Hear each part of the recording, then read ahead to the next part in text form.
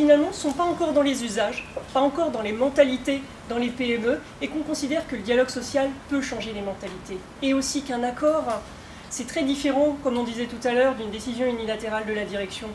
Que les instances représentatives du personnel puissent s'approprier, déterminer ensemble avec les RH les mesures les plus adaptées aux attentes des salariés, ça, c'est ce qui permettra après la condition du succès. Et enfin, alors moi ce que je vais poser, c'est en quoi est-ce que c'est innovant? Alors, l'innovation dans ce projet d'accord, en fait, elle réside essentiellement dans la pétition de principe qui est posée, qui est de dire que, certes, il y a un cadre légal, il y a un contexte légal, il est bien connu, on peut être de très bons techniciens du droit, ça ne nous fera pas pour autant de nous des très bons pédagogues. Et aujourd'hui, le changement, s'il n'est pas accompagné de façon pédagogique et au-delà du strict cadre légal, on n'arrivera pas à en faire un levier de performance du changement.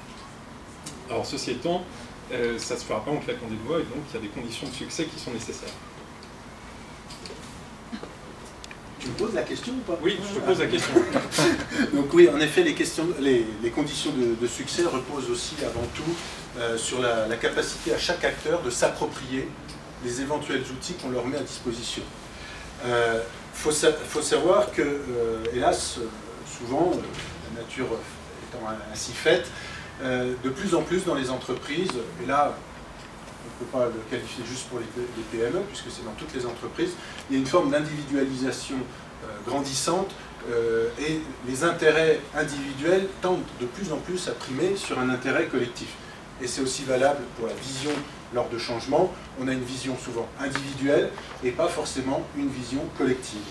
Donc, ce que l'on souhaite en effet rappeler pour que cet accord soit un succès dans son application, c'est bien sûr, comme on l'a dit, que chaque acteur s'approprie les éléments et en fasse un outil personnel, bien sûr, mais aussi porteur au niveau collectif de l'évolution du changement. Alors, quelqu'un a dit, je crois, lors d'une vidéo pour vanter les mérites de ce master dont on est fier d'avoir participé, que ça permettait de prendre du recul et de l'ampleur. Donc, c'est le rôle au sein de cette entreprise, c'est aussi ça, pour que chaque individu puisse aussi prendre ce recul, prendre de l'ampleur, de l'épanouissement.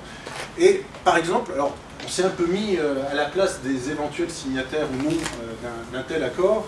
C'est que moi, par exemple, en tant qu'organisation syndicale, je me suis dit, mais ok, on a fait un travail ensemble, mais si on me le présentait demain, qu'est-ce que j'en penserais? Et puis déjà, est-ce que je le signerais? Tu attendras le mot d'ordre de la Confédération. Pour moi, enfin pour une organisation syndicale, quelle qu'elle soit, je pense que c'est vraiment un atout d'être intégré au processus de changement de cette façon, un peu différente que celle où on est mis devant les faits accomplis, et je sais qu'on en parle, surtout actuellement. Et il y a une forme de reconnaissance des acteurs. Alors, c'est valable pour les organisations syndicales, mais c'est aussi valable pour les managers. C'est qu'à un moment, aujourd'hui, au-delà de parler des problématiques de rémunération, temps de travail un petit peu classique, maintien ou non des acquis sociaux, ressort souvent la notion de reconnaissance. Et cet accord, quelque part, pousse à la reconnaissance mutuelle des différents acteurs. Et là, ce coup-ci, et enfin, une des conditions de succès, je reviens sur, voilà, on va vous donner un nouvel outil qui est un petit guide d'application de l'accord, parce que là encore, souvent, ce qui pêche quand on signe un accord, c'est que les partenaires sociaux le connaissent, la direction, ou les RH en tout cas le connaissent, mais alors la haute direction, les managers, voire les salariés, il n'y a plus personne, et notamment, le management se trouve en difficulté puisqu'il doit l'appliquer. Donc nous avons fait un petit guide d'application de l'accord que vous trouverez également dans Mémoire, et qui est une sorte de petite BD, qui donc est très facilement compréhensible par tous les acteurs de l'entreprise qui ont à le mettre en œuvre.